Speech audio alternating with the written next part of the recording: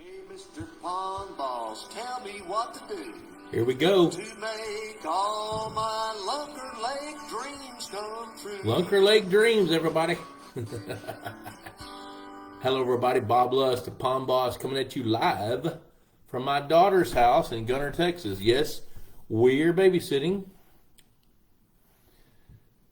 That's what you do when you're grandparents. I'm telling you. It's pretty funny. I don't know how many of you are grandparents, but I am.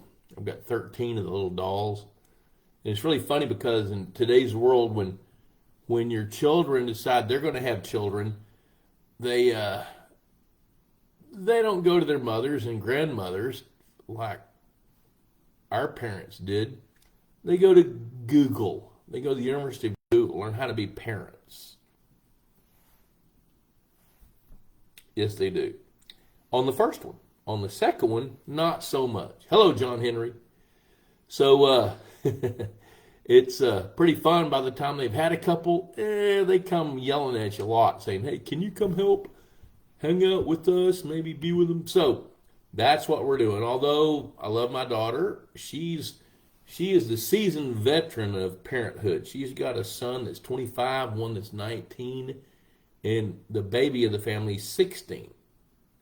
Well, and they also have a foreign exchange student. So we're hanging out here because the foreign exchange student has to have adult supervision. That's part of the laws and rules of foreign exchange studentism. So anyway, welcome. Glad y'all are here. Let's have a little fun. I thought I'd talk about big bluegills tonight. Talking about how to grow gigantic bluegills. Hello, Doug Cusick. Good to see you, buddy. Glad to see we've got 4 viewers. Danny Mac. Yeah, you know what? We got some rain up here. I'm hanging out in Gunner, Texas today, which is up north of McKinney, kind of southwest of Sherman. The Gunner Tigers, defending state champs in 3A Division 2. Hello, Drew. Hey, holy cow. What in the world are you doing, buddy? Good to see you. Can't wait to hang out with you in October. We're going to have a big time. Drew's going to come down for the Institute of Higher Pondology. And folks, I've got about 5 or 6 more slots open. $1,500 all in. And Drew can tell you if it's worth it or not. Drew, thumbs up, thumbs down. I know what Drew's going to say. Drew's going to say it's worth it because just hanging out with Drew's worth $1,500. That includes all the food, sleeping arrangements, great curriculum, and we're going to have a big time, I'm telling you. So, let's see here. Bruce Candello just messaged me, so I guess he's watching the show. Highly approve of the subject matter. Yeah, okay, so we're going to be talking about big bluegills some. So I wanted to just take you through some of the primer concepts of growing giant bluegills. Now, I mean, I've grown some pretty big bluegills. Bruce has caught some of the biggest bluegills I've ever grown over in, hello, Virgil Meyer. Good to see you, buddy. Drew's from Pennsylvania. Virgil's in Iowa. So anyway, Bruce, you need to chime in here. So if you're watching this, which you just messaged me, so I guess you are, let's talk about how to grow some really giant bluegills. First of all, you got to have good genetics, which means local genetics. Bruce is in Nebraska. He's grown some bluegill knocking on the door of 2 pounds, maybe more. He hasn't told me much about that lately. But over in North Carolina, we've grown some bluegills in excess of 3 pounds. And it's a function of being able to manage the excessive amount of reproduction of bluegills, making sure they have the right amount of food at the right time, which means their entire lives, and making sure that you can cull a bunch of the young bluegills, and that's typically done by predators. Hello, John Harson. Good to see you, buddy. And to grow big bluegills, the typical equation is having overcrowded small bass to help eat the excessive reproduction of bluegills. But I'll tell you one little secret we did at Richmond Mill Lake in North Carolina. I don't even know if Bruce knows this or not, but they had a couple of hatchery ponds. And I took some of the best bluegills that we were growing in Richmond Mill Lake when we were electrofishing, and I would take some of those 1.5 year-and-a-half-old bluegills, which, yeah, they got that big in that lake. And we moved them into that hatchery pond so we could get the best, what we thought were the best genetics. And then we'd feed them for a year, make sure the water's fertile, make sure the water had plenty of all the nutrients, plenty of lime, because that's acid water over there. And then we would feed the heck out of them. And then each year we'd go in and we would cull the best bluegills and go take the smaller bluegills, put them in the lake, give them another 6 months. Then we'd take those best bluegills, go put them into Richmond Mill. And that's partly how we recruited some young bluegills to get big along the way. Well, we also knew that we needed a lot of largemouth bass to help feed on young of their bluegill, which we did that. So between a feeding program, and also on the feeding program, we fed them Purina Aquamax fish foods, high protein. And the gist of that was most people stop feeding when the water temperature drops, which is normal. I mean, when the fish slow down, don't feed so much. But what we did do, that lake, 125-acre lake, we had 50 feeders out there. And here's the reason we did that. There was about 4,000 to 7,000 gallons per minute of water, pH 0.53. That glare on my glasses is driving me nuts. Flowing over the spillway every day. So there was no way that we could lime it, and if we couldn't lime it, we couldn't fertilize it. So those fish depended on fish food. So as we thought about it that first year, I said, hey, Jim Morgan, said, you know what? Let's shut off maybe 30 of the feeders, but let's leave 20 of them. Actually, I think we had 25 bluegill feeders. So we left half the feeders on all winter long. Now, we didn't feed a huge amount of feed, but we fed enough that those feed hogs, those best of the best, were coming to eat that fish food. And I think that was a significant part of the reason how we were able to grow some bluegill in excess of 3 pounds. Hello, Kenny Sanderson. Good to see you, buddy. So growing big bluegills is a function of making sure that young of the year get eaten, which means having plenty of overcrowded largemouth bass, which that lake, we propped it up with fish food. So we used feed-trained largemouth bass. One of the fun things about that lake is we had pretty much two functional population of largemouth bass. We had feed-trained bass over here, and those were the feed hogs growing like crazy, just nuts fast growing. But when they reproduced, their babies did not eat fish food. Well, maybe one did. So we had a parallel population of natural, growing largemouth bass feeding on that food chain, which consisted of ruds, suckers, there's a sunfish, looks like an angelfish, barred sunfish. We had top minnows. We had young bluegill, lots of young bluegills. And so part of the management strategy there was to allow the bass to be slightly crowded, which is what you need to do if you're going to grow big bluegills. And then culling. You got to cull. Well, in a 125-acre natural lake, that lake was built in 1835. So when the lake's built in 1835, with mules, Fresnos to harness water to turn a grist mill, it's fast forward 170 years after that. That's a pretty natural-looking lake. So the bottom line there was recruitment, selective recruitment using hatchery ponds. It was using excessive numbers of predators to keep the young bluegills controlled and feed the heck out of them. And you know what? You can pretty much do the same thing yourself. Now, Bruce, if you're watching this, chime in, dude.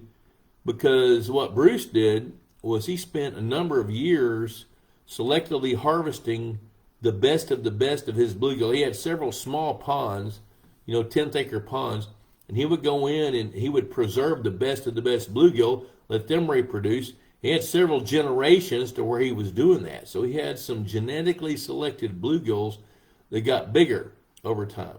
I don't know that you can do that or that you want to do that. So your strategy is going to be feed the heck out of them, preserve the best ones, figure out how the ones that aren't as good can go to heaven, either in the belly of a bass or from a seine pull from you. Kenny Sanderson can pull a seine because he's got ponds that will let him do that.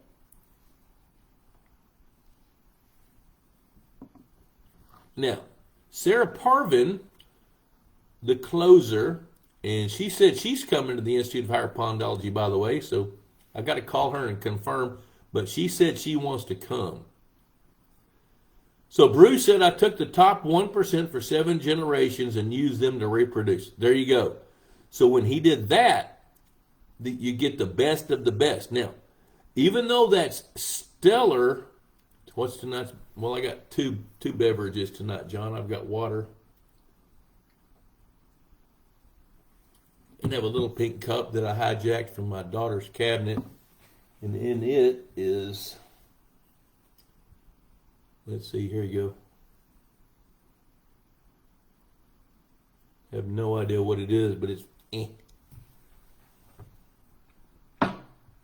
That's tonight's beverage. Then I had smoked turkey for supper with a cracker. Went to my weight loss doctor today and got scolded. Only lost 2 pounds last month. So much for all that personal stuff. If you want to feed the heck out of bluegill, how late in the year can you do it in Wisconsin? Only feed afternoons in fall and winter. You know, Dan, I'll tell you this. Right now in Wisconsin, you need to be feeding the heck out of them because they're going to load themselves up. Your water temperature is such that they're going to feed very, very well. And if you'll feed them, what you'll do is you'll allow them to go into the winter in excellent body condition. You know, now I know y'all have this thing in wintertime called ice. The only ice we ever have is in a glass of tea or in my Yeti cup with water in it here in Texas. But there, you guys, right now is your opportunity to feed the heck out of those fish. Now, I would feed them all they would eat probably twice a day right now. You know, the thing about Wisconsin, it's your season is going to shorten very quickly. Probably by the second week of October, you're probably going to be done. Bluegill are going to feed actively till the water temperature hits in the upper 40s. Now, when I say actively, they're going to be voracious until the water's 55 degrees. And then just below that, they're going to start slowing down, but they're still going to be feeding. Hello, Joel. Good to see you from Clinton, Louisiana. So feed them what they will consume and only feed them afternoons. You know what? I don't know. Feed them what they'll eat. And I would use my observational skills, as we tell our junior college or junior high or kindergartner people. Use your observational skills, but feed them. Bruce says, I think some of my biases started showing up with more compressed body, brighter colors, feed conversion rates. In the end, the selected genetics were less meaningful than a solid nutritional play. You know what? And that makes totally good sense because let's say with Bruce, some of the biases that you're going to see. For example, I had back at LL, 2, I had 2 little 10th acre hatchery ponds, and one year I was going to roll the biggest bluegill I could and do the same thing that Bruce did. I wanted to do something parallel to that, a little different, but parallel. So I stocked 3,000 2 to 3 inch bluegills in each one of those 10th acre ponds, and I fed the heck out of them. 6 weeks in the springtime, I started seeing spawning beds. Some of those bluegill that were 3.5 inches long were bedded up having babies. Like what the hell are they thinking? You know, so what happened there was, and this is pretty cool because this goes to the dynamics of the genetics of the population of the fish. So when I put those 3,000 bluegills in there, the best of the best began to fill the void of space by reproducing. Well, when they start that, they don't grow anymore. I was stunned. I've got a video on one of my Facebook pages somewhere about that. But what they did was they began to reproduce. And the smaller fish right behind them were the ones that actually got bigger. And what I found was when those fish started to reproduce, Some of their babies were bigger than the parents were by the fall in a 10th acre pond. So it's while nutrition is gigantic, that's huge part.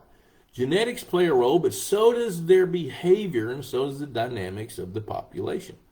So if you keep their numbers thinned out and you've got enough bluegill in there that are big enough to man the nests, so to speak, then you're going to start seeing different results happening, because you'll start seeing younger fish growing faster than their parents did, even though the parents have got that genetic potential.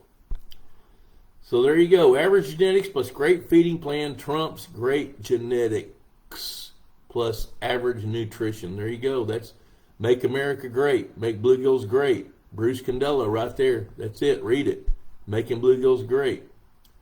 So Jason Dodd, would you do the same with bass? I only have 100 largemouth bass in my 5-acre pond. Both were 13 inches. I'm trying to wrap my brain around that. I only have 100 largemouth bass in my 5-acre pond. Both were 13 inches. One was 1.53, one was 1.24. Would you leave them both or cull the smaller one? I would not. Hey, Jason, I know your pond, so I would not cull any bass yet. You don't need to cull any bass. So here's the backstory on Jason's pond. Jason wrote and owned his pond, did a reset, restarted it, and I'm trying to think why in the hell you would have put 100 largemouth bass in that pond.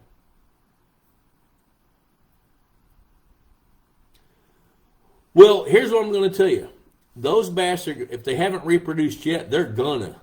And their babies are the ones that you want to cull. But if you've got some, I would not cull any of those original bass. They need to get in there and reproduce and be left in there to help eat smaller bass and smaller bluegills.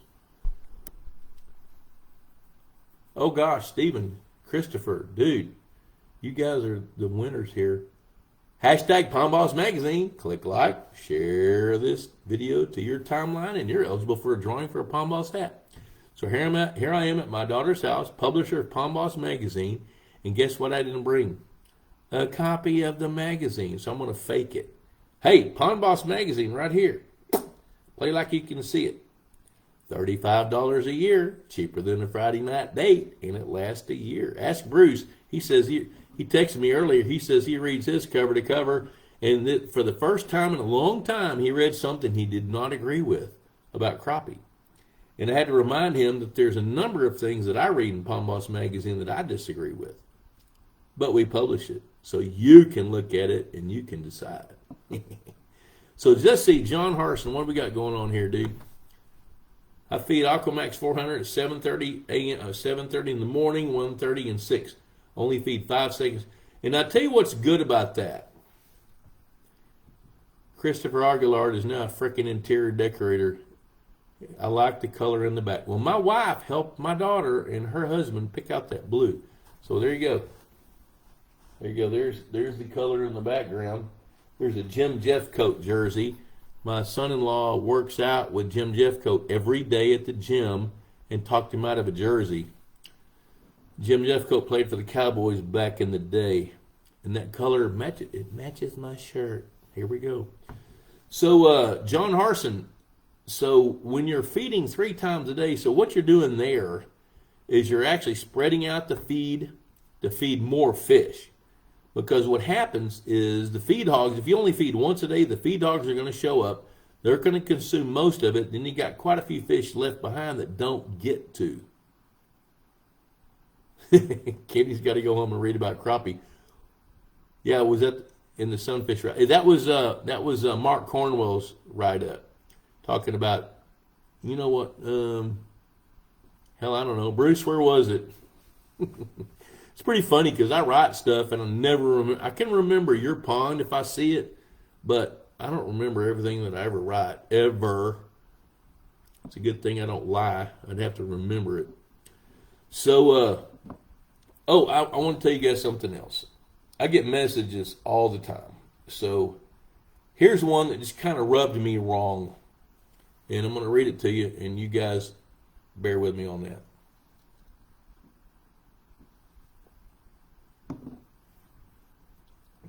This guy says, we have a 22-acre lake about 10 years old that has become overpopulated with crappie and smaller bass.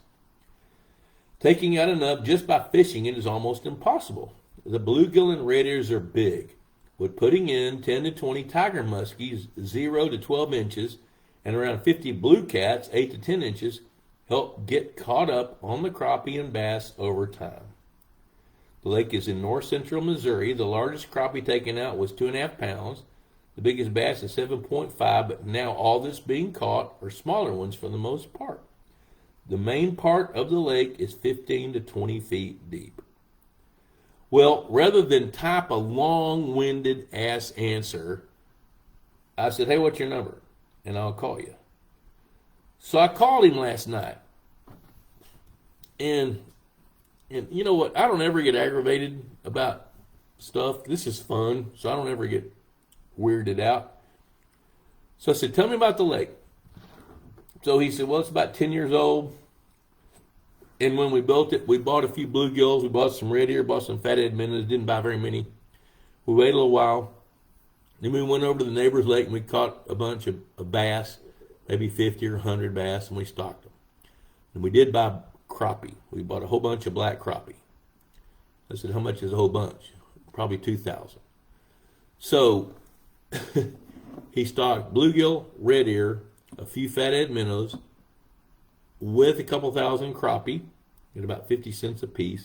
And then he went to the neighbors and hook and line caught some bass. And now his question is, oh my, now we're overcrowded with little bass and small crappie. Can I put 50 blue cats in a 22-acre lake? And maybe, how many you say, tiger muskies? Can I put 10 to 20 tiger muskies? So I wanted to understand his rationale. Well, didn't take long. I got him on the phone, started talking, and he said, well, we don't have much of a budget. You had a budget to build a 22-acre lake, but you didn't have a budget to stock it. So his questions were about stocking tiger muskies and blue cat. So I said, you know, if you stock 10 to 20 tiger muskies, they're going to be irrelevant. And if you stock 50 blue cats, all you're going to do is trade problems. Because if you put 50 blue cats in a 20-acre lake, it's going to take them about 6 or 8 years, and they'll be 50 pounds apiece. The tiger muskies will get to be about 40 inches, and it will not cure the problem. So he said, what would you do? And I said, I'd spend $2,500 and have the lake analyzed. He says, I'm not going to do that. We don't have the budget for that. So then I said, okay, then what you're going to do is you're getting ready to pay the dumb tax. You thought I'd slapped him with a dead salmon. He did not like that dumb tax comment. He said, well, we may be paying some dumb tax, but we don't have enough budget to pay $2,500 for an analysis. So I'm going to take you guys through this scenario a little bit to help justify that comment so you'll understand it. And he may not have to spend $2,500, depending on who he calls. So you got a 22-acre lake that you stocked with crappie and a few bass from the neighbor's lake. So what's going to happen? Those few bass are going to grow some, and they're going to reproduce like crazy. So then you end up with thousands of small bass, and the crappie are going to do the same thing. They're going to grow, they're going to reproduce, and you're going to have bukus. You Louisiana guys explain to these other guys what a buku is. Come on, help the pond boss out. What is a buku? It's a whole lot. Plus, spell it. And so, you know, by no surprise to a guy like me or Kenny Sanderson, the dadgum lake is just going to blow up with lots and lots of crappie. And it's going to grow up and blow up with lots and lots of tiny bass. So when you got a 22-acre lake, that's a pretty good sized body of water. So if you leave it as it is, you're going to wind up with a whole bunch of 3-inch, 4-inch crappie that are about the same thickness as a postage stamp, with nothing in there to really control their numbers for a very long period of time. And then when you wind up with those little bitty bass that are 7 to 9 inches, maybe 10 inches long, because you only started with 40 or 50 bass from the neighbor's lake, nature's job is to fill a void. Nature's done that. So let's see here. I'm going to go back here, and now let's see what Bruce says. Bruce says, articles in major national magazines, I won't name them, filled and streamed out of life on Big Blue. Bluegill are written for kindergartens. Oh, look at there. Attaboy. All right, that's a pretty good promo from Bruce. I may have to side with Bruce. Saw guy will bust crappie. But you know what? The thing, Kenny, is they don't understand the value of the lake. So talking to this guy, didn't take long. I knew that I needed to get off of the phone because he was offended. So there's one of our Louisiana guys. Beaucoup means a whole lot of. Did I see your aerator comment? Looks like prawns. No, I didn't see that. Did you write it down here, Joel? Or John Harton, did you see my aerator comment? Let me back up.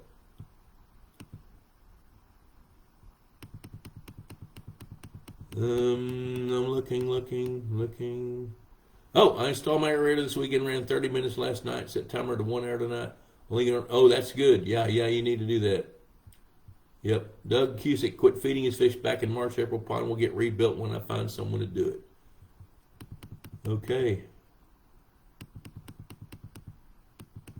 I'm going to back up and make sure I didn't miss anything, because sometimes I do. Okay. So anyway, it was, I kind of roll my eyes when I talk to folks like that, because it's like, I'm taking the most beautiful girl to the prom, but I'm not going to buy her a flower. What? I'm not going to hold the door for her. Yeah, you are. If you don't now, you're going to do it later, because she's going to be gone. You're going to have another one. So I guess the point that I'm trying to make here is that if you have a 22-acre lake in central Missouri, John Harson, he said it. He summed it up pretty well right there. So, if you got a 22-acre lake, cherish it. Save some money. Get a paper route. Pick up some cans. Whatever. So, I wasn't offended by the guy, which that'd be a little arrogant. I felt a little sorry for him, because if you can't come up with $2,500 to analyze the lake and come up with a game plan to make it a better fishing lake, then go catch a bunch of 3 to 4 inch crappie and a bunch of 8 and 9 inch bass, because that's what you're going to get. So I'm not on a soapbox. What I'm telling you is a lot of this is it seems complex. It's really, really not that complex. It's a matter of managing predators and prey. And so going back to the topic of big bluegills, Bruce made the comment of the night. Great genetics does not trump a great feeding program. You can have mediocre genetics and a great feeding program, and you're going to grow some really big bluegills. You can grow some bluegills over 2 pounds. Now, going back to talking about Sarah Parvin over there in Alabama, she and her dad are really, really pushing the envelope. So, when the thing about what Sarah's doing is she is pouring the feed to them, and then selectively harvesting, working with American Sportfish Hatchery, selectively harvesting the fish that aren't growing up to their standards. But their number one problem is always going to be water quality. So even if you want to really push the envelope and grow some giant bluegills, not only do you need to manage the numbers of bluegills with a predator-prey relationship, overcrowded bass, culling bluegills, culling bass, you got to pay close attention to the water. Because if the water goes to heck in a hand basket, like my mama used to say, then everything else matters not. Penny wise and dollar foolish, says Matt Marsden from American Fish Tree. Check him out. Click on his website or his Facebook page after we're done here. Mark Dyer, small budget blues. You know what? I get that because I have a small budget. I've got the small budget blues too. But I know this. If I've got a 22-acre lake Here's where I'm going to go with that. Everywhere I go, people live in a box. Every one of us. You guys live in a box. Let's take this guy's box. He's got a 22-acre lake. Oh, let's pause and do some commercials. It's 7 o'clock. I'll come right back to the box. Pond Magazine. I'd show you one, but I didn't bring it. Some promoter I am, huh? $35 a year, cheaper than a Friday night date. Go to pondboss.com. You can click on the link to subscribe, and you can get the magazine going right now. This issue's got some really good stories. The September-October issue just hit the mailboxes. I'm getting emails about it today. So now's the time. Purina Mills make outstanding fish foods. Got a little issue with their marketing plan, but their fish foods are great. They've got MVP, multi-variable particle. I thought that stood for most valuable fish food or something. But got some cool stories. Oh, you know what? While I'm thinking about it, I think I've told you, as a matter of fact, I know I've told you guys that back in Thanksgiving last year, my oldest son, who's 50, most of y'all aren't even that old, I was telling some stories around the fire pit in Thanksgiving last year, and he said, Dad, you know, I really want you to write these stories down because one of these days you're going to be gone. Yeah, I am. And we want those stories. So I started writing them down. And I got about a third of the way through them back in the spring. And my next son, Jonathan, said, Dad, you know what? These stories are pretty good because I shared a couple of them with him. Why don't you video them? So I called my friend Chico. And Chico came about a month ago to the house, and we videoed, I think, 57 stories. So after he gets to editing those stories, I'm going to start putting a few of them on YouTube. And you guys can listen to them. But after 3 or 4 people read a few of those stories, they said, you know, you don't need to save all these just for your kids. Some of these stories are pretty cool because you've had a pretty cool life, which I have. I've lived a pretty cool life. They said, you know, we think the consuming public would like to have a book of these stories. So now I'm working on a book to get these stories out. And I'll be telling you more about it. I'll probably post it here somewhere whenever I get a little closer to it. And one of those stories is talking about how I was able to work with Purina Mills to develop fish foods. It's a very interesting story. And a barbecue restaurant's involved with ribs. So as we go, I'll start sharing some of these stories. And if you guys want that book, I don't know what it's going to cost because I don't know what it's going to cost to produce because I'm going to pay for it. So anyway, there'll be a book available before long. Institute of Higher Pondology is coming up October 24, 25, 26. Thursday, Friday, Saturday, if I've got the dates right, at the West Haven Ranch, St. Joe, Texas. Going to be fun. Email me for details. BobLusk@outlook.com. Texas Hunter feeders, outstanding feeders. Kenny Sanderson, I read a couple of them to Kenny because he was one of the guys I wanted to bounce it off of, and Kenny thinks they need to be published. So I'm going to do that. Texas Hunter feeders, great products, even better customer service. I love those guys. Easy Docks of Texas. David Schneiderman, check him out. So back to the box. We all live in a box. The guy with the 22-acre lake lives in a box. I can't afford $2,500 to analyze the lake. Yes, you can. You have friends that if your lake didn't suck, that would love to come fish your lake. And you know what? Get 10 of them to ante up $250, invite them along for the survey, put their happy asses in a shocker boat, and guess what? They're going to have the times of their lives. They're going to get out there to be able to see what the lake is about, and then you're going to have the lake analyzed. It didn't cost you a dime. So figure out what your box is and get out of the box. You know, if you live on some land and you got a 22-acre lake, you got friends that are frothing at the mouth to come help you enjoy that lake. And if they're willing to spend a few of their hard-earned dollars as whatever they do, school teachers, physicians, attorneys, you know, working for IBM. I don't know IBM still exists. And, you know, all that kind of stuff. then they're going to be willing to come out. If they can invest for you, with you, then you can get out of the box. So figure that out, guys. So I didn't tell that guy that because I just now thought about it. Okay, so there you go. I'm going to back up a little bit.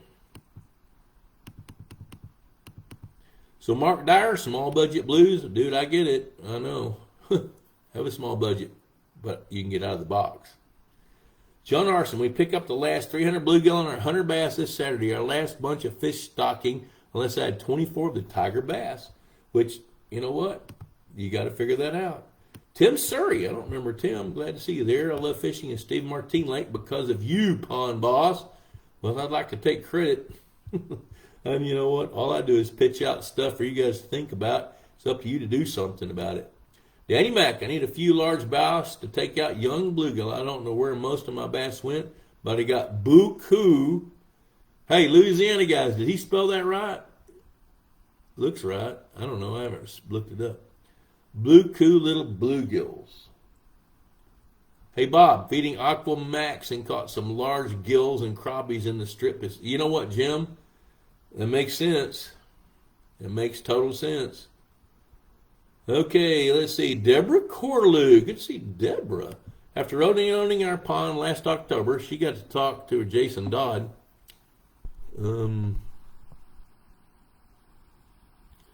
Stocked 2 to 4 inch bluegill pumpkin seed in red in April, feeding all summer, been constantly catching 6 to 7. Yeah, very happy. Oh, there you go.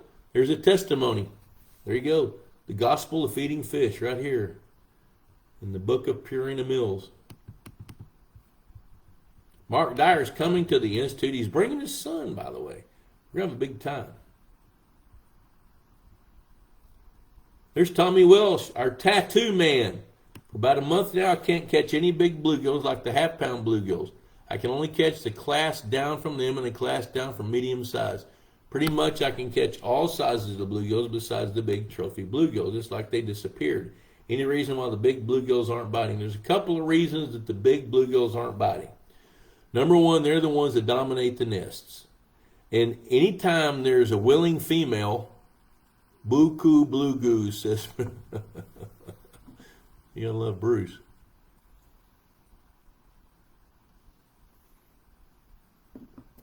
So I'm going back to Tommy's. The big reason the big bluegills won't bite is because they're sitting on nests. And when they're sitting on nests, then they're not going to feed. And the way that works is the biggest bluegill are going to dominate the nests.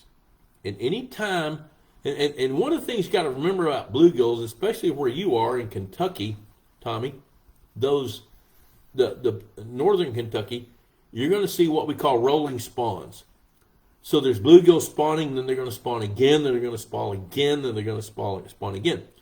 But it's typically different females coming when their eggs mature, but those males are going to dominate the nest.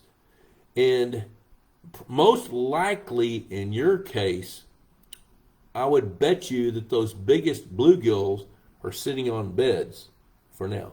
And they're probably not coming off those beds, which means they're probably not gaining a lot of weight.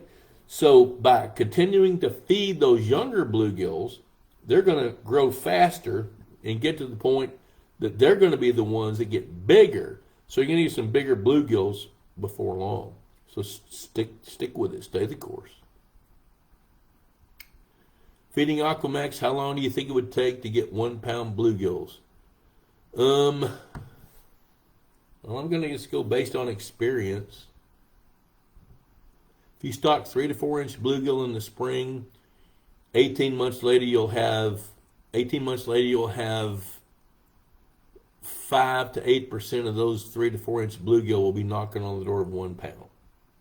If you're feeding them properly, if you're getting enough food, if the water's got just a little fertility to it, if you're filling the gaps between the spawns of insects and bait fish with fish food and fertility, 1 pound bluegill are possible 18 months later. So if you stock those 3 to 4 inch fish in the spring, then you go through the fall, by the next fall, you'll have some 1 pound bluegills. It won't be a big number. It will be the best number. It will be the best of the best. Now keep this in mind. that when you're trying to produce fish, even though you may have the most genetically superior copper-nosed bluegill on the planet, or the Candello strain bluegill on the planet, that don't mean anything if they don't have everything they need. And they're going to grow like any other livestock. There's going to be some that have the genetic propensity coupled with the aggressive nature mixed in with that environment, offering them that opportunity. That's not predictable. But what is predictable is that's going to happen, and that's why there's only a certain percentage of those fish that are going to knock on the door of 1 pound within 18 months. Now what that means is you'll catch 95 half to 3/4 pound bluegills, and you'll catch 5 that are a pound. Be happy with that. And once you can differentiate those fish, that's when you start deciding what to cull, what to take out. So hey guys, pitch me a few questions. I've covered the topic I wanted to cover, and I'm not out of wine yet, but I'm working on it. And Danny Mac, I love Danny Mac. God dang, the way that guy thinks. He's a freaking rocket scientist that carries it over into the fishery side. He and Bruce Candello, I'd love to sit down and listen to those two guys with Kenny Sanderson. I'd love to hear all three of those guys sit down.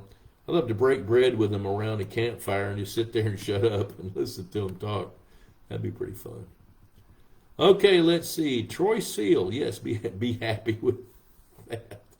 Yeah, okay, man. They're like half pounders.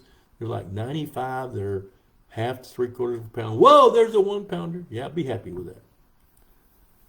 All right, look at that, Tommy Walsh. Dude, I don't have any tattoos, but if I wanted one, I'd drive to Kentucky and you'd do it. And I don't know what I'd put on. I don't know what it is. Okay, so let's see here. Mark Dyer, you have a rule of thumb stating it takes 10 pounds of forage consumed to gain a pound of weight to a fish. For largemouth bass, is there a rough estimate how to figure how many pounds? How many pounds of forage they must consume to maintain? Yeah, that equation actually shifts the bigger they get. So in order for a bass to gain its first pound, it takes about 10 pounds of bait fish. It takes about 10 pounds to gain its second pound, but once they get to a couple pounds, it starts to change. It's more like 15 pounds to gain the next pound because they got to maintain their weight. And some of that also is calculated or figured based on the amount of effort it takes. So to eat.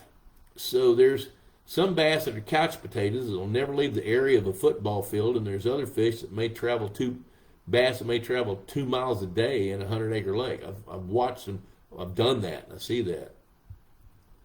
So if you really want to start digging into that, for bass to get to be 5 pounds, it probably takes. It's going to take 50 pounds to get there, and it's going to take another 30 pounds to be there. So you're in the forage fish, you're in the food production business. John Harson is a deep thinker. I just hope you can hold your breath at 15 feet. If you can do that, you got this. Is that deep enough? Jeff Wallen, wondering if you recommend, holy cow, I got lost here. Something just happened. Wondering if you recommend keeping a log of your pond, start feeding, in feeding, weeds, data. Yeah, you know what? The more records you can keep, the better decisions you can make. So take notes on all that. I'd love to see folks keep a log. It's just most people don't have the time, won't take the time. But if you're tracking how much you feed, and if you're tracking about your weeds, if you're keeping track of lengths and weights, then you're going to be able to make some good decisions. Sharmus Blake, why do I have yellow perch in my pond that look a lot like Kenny Sanderson? Well, Kenny Sanderson spends way too much time in tanning booths, and that's why.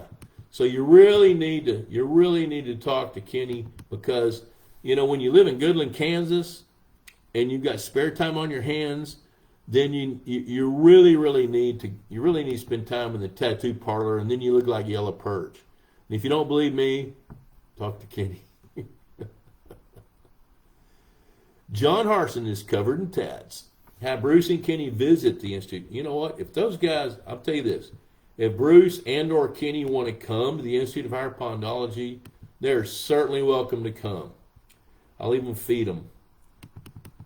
Get Bobby West to cook them a steak. Although I'll cook a steak. Okay, I think Aquamax conversion is about 50%. No, it's better than that. No, it's better than that. 1.3 to 1 typically. John Harson, can you recommend a good proctologist? Depends on where you keep your foot. You know, sometimes a good proctologist is a good podiatrist. You know, and like my wife tells me, I mean, I have found her foot and her car keys in places they don't belong. So, John, I think you're kind of on your own on that one. I would seek a referral. I would seek a referral from your endocrinologist. See what he says, or maybe call Kenny Sanderson. Kenny might have a good idea. Although Kenny doesn't have to worry about that. His wife actually likes him.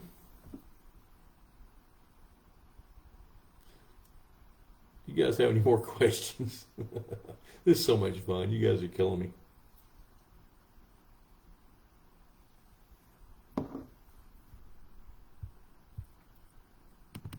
I do not want to spend the next 14 minutes making stuff up.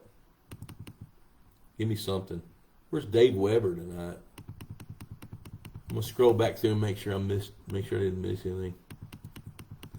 I'm a deep thinker. Well, that's why you need a proctologist. Oh, there's Jeff Smith. What's your opinion on pumping from a creek that has fish to fill the pond? I am of the opinion if you need the water, you need to do it. Just, I'll tell you what you can do. Buy a filter sock. You can actually buy a filter sock, custom made, to fit the end of the hose that you're pumping from. Saran sock, S-A-R-A-N. Look that up. Google that. What's your opinion on pumping from? I think it's great, especially, and you know what? Since this is a public forum, public domain, public information, get a permit. Although, I don't know what that means. See, I got a text here. Okay, well, let's just go real here. Let me see here. I've got a text from somebody. I have a 1/4 acre, 4 foot deep pond just next to a 7 acre pond with the deepest half at 14 feet, other half 6 feet deep. It is a watershed pond in Emory, Texas. That's east of Dallas. Had a water analysis done by A&M which showed low calcium 3 years ago, which I treated with some lime. The pond was built in 1955. That's the year I was born. I've looked forward a long time to being 69 for a year, and here I am. The water has about a foot of visibility most of the time. 2 years ago, lily pads cover 1/3 of the shallow area. This year, no lily pads. I would like more foliage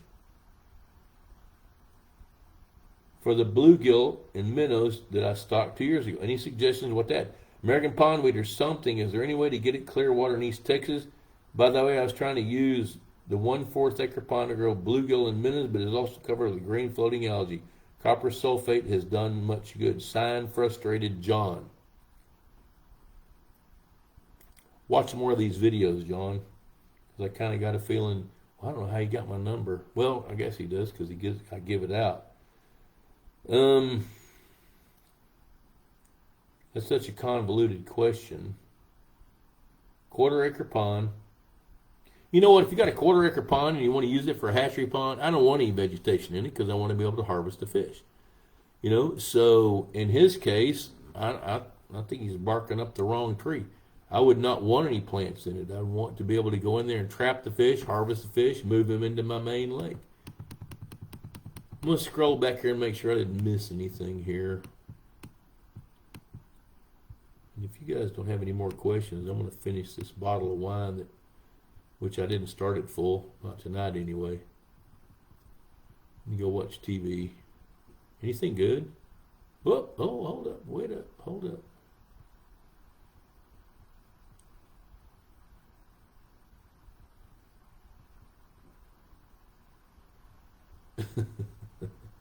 Okay, John Harson, you know how many bones in a chicken neck? Just enough to hold up its head. Bruce, how about harvesting of female bluegills? Well, most folks are pretty convinced that the male bluegills get bigger. And I think that's where Bruce is going. Harvesting female bluegills is a pretty good idea because there's, I think the general consensus is that males get bigger. Male bluegills get bigger. I don't think that's the case. But what I do know is males don't lay eggs. So if you're harvesting female bluegills enough to where you can skew the numbers, then those male bluegills aren't spending all their time on nests, which means they can continue to grow. So harvesting bluegills, female bluegills, is a pretty wise idea. Can you do it by size or body condition? Yeah, you can. One of the confusing things about harvesting any fish is trying to judge its body condition. If you're catching some bluegill and their relative weights are above 100, you're tempted to not harvest them. Well, with the example Bruce is talking about, even if those females' relative weight is 120, they're probably egg laden. And so if you're culling some of those females and taking them out, then they're not contributing their eggs, which compounds the management issue. So that's a pretty good reason right there to harvest females. So let's see. So looky there, Stephen Martin and Kenny Sanderson are becoming friends. What are we going to learn about at the Institute? A good time. Oh, look at that. Drew's here helping market the Institute of Higher Pondology. So this Institute of Higher Pondology is going to be a little different. Of course, we're going to dial in on the fundamentals, which that's key. There's 5 basic concepts of lake management, and we're going to dial into each one of those in greater depth. There's water, I call it happy water. Then there is the habitat. As goes the habitat, so goes what lives in it. The third part's the food chain. If there's not enough food, nothing's going to grow like it should. The next part, the fourth part, is the genetic composition of that fishery. Then the other part is the harvest plan. We're also going to dig into aquatic plants and talk about how they impact the fishery, how they impact the pond and the water quality. So we're going to take all 5 of those concepts and we're going to tie them all together in a coherent way that everybody's going to understand and be able to comprehend. But we're going to dig into some of the finer things. Since Drew's coming, we're going to have Mike Otto. We're going to have several other pond builders. We're going to get a little deeper into the building of lakes and ponds and how to what that role is and how to have a great fishing lake. So even if you've got an existing pond, we're going to be able to talk about the construction of it and how to create the best habitat, even if you have an existing pond, to make that pond the best fishing lake that you can make it.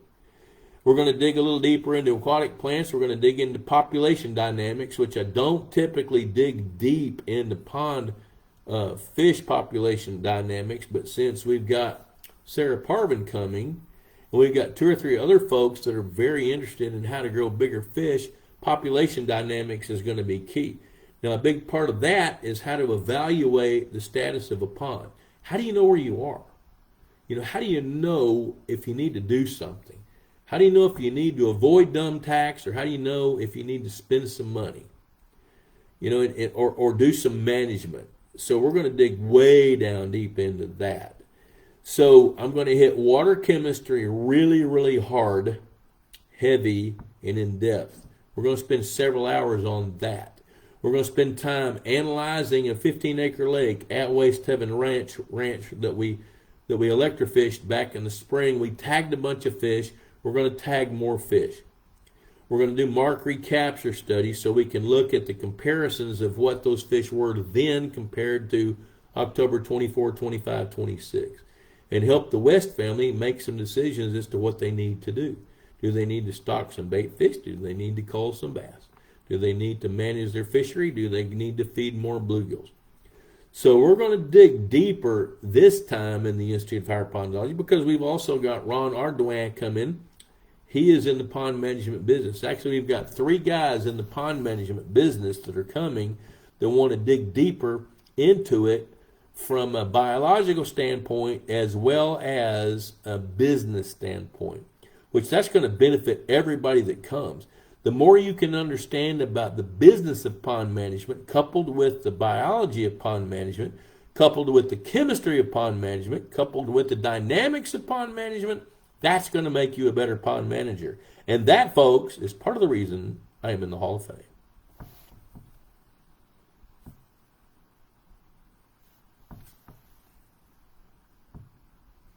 I'm so glad my wife's not here. She slapped the shit out of me right now. Okay, Danny Mac. I got on a little spiel there, guys. Watching an oyster farm video today, thinking of freshwater clams kept in cages. Yeah, that's a dumb tax idea because freshwater clams, they need to be able to move. They're mud suckers. They're turd hustlers.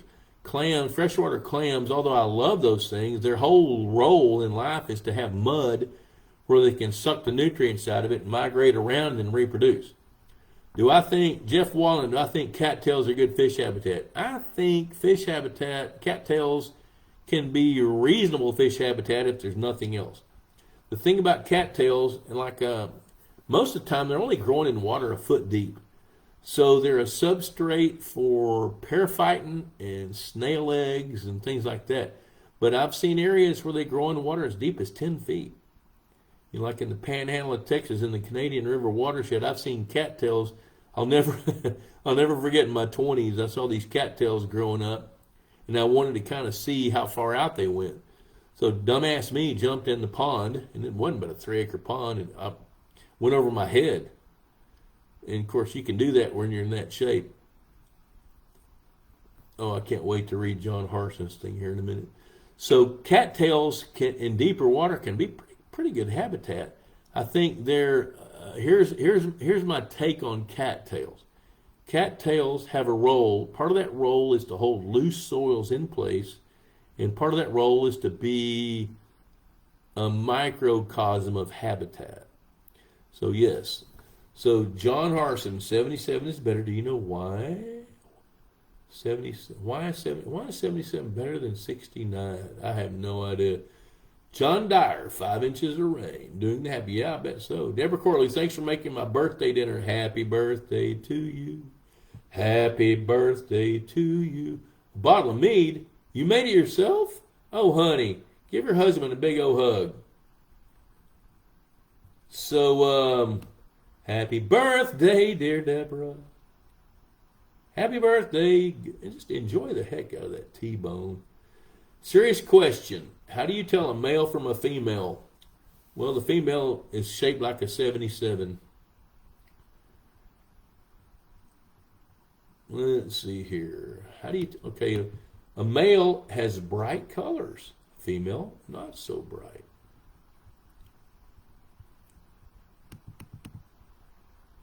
I agree with Mr. Lusk. Is you a female bluegill? Many instances grow as big as, you know what? And I've seen females grow as bigger, but you know that kind of.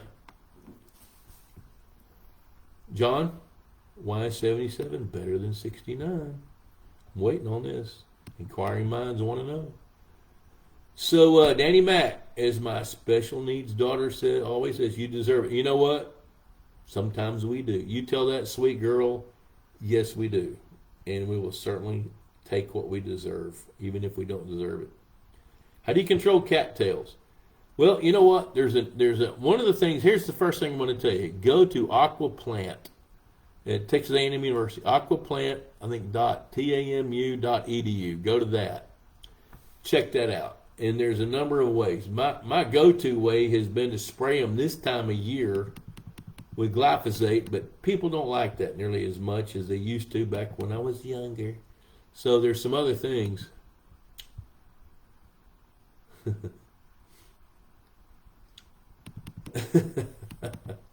Deborah, that's going to be between you and your hubby. 61's pretty good. I don't remember it. Hey, look at there, Jason Nepstad checking in from North Cackalack. Good to see Jason. Local utilities company is going to dredge part of our lake and offer to drain it dry if I washed to remove all the trash fish. Plus, they will pay to restock it. Okay, hey Jason, dude, come on. You saw how fast those bass grew. Drain the lake. Let them kill it. stock it right. And let me help you figure that out, because man, we will do that. I mean, that is, if they will pay to restock it, let me tell you what, decide to do it, because it did not take 18 months and you were catching 3-pound bass and you still got trash fish. You know, I know that you got bukus of threadfin shad right now. I got that. But you can have that again. So if they want to dredge the lake, first of all, they're making the lake better. You know, and if they're going to pay for it to make the lake better for long term, I would do it. I would do it. And I would have them pay to electrofish some lake, electrofish the fish, and get some of them out and do something with those fish. Hello, Lathram. Let's see here. Well, there are women in here, so I can't tell you. I have to keep it clean. Well, there you go, John. I know. Okay. So set us up and leave us dangling, so to speak. I use a mini excavator to get ones that blow in from the Nevers Pond. Okay. Tim Stewart, good night. They're paying to dredge it. And then, you know what? I think that's great. So, guys, you know what? It is that time of day. As usual, it's really been fun. And I think I covered everything here. I'm going to scroll back down real quick. I think I did. Deborah, enjoy your birthday. Tell your hubby hello. 61 is great. 69 is not bad. I'm just going to keep looking at it that way because I feel like it is. So, hey, I always love hanging out with you guys. It's always fun. I'm not sure where I'll be next Tuesday. Well, yes, I do. Let's see, next Tuesday, 7. I'll be here. Because I'm hanging out here for like till the 11th. So, it's always fun. And until next Tuesday night, adios for now. Bye.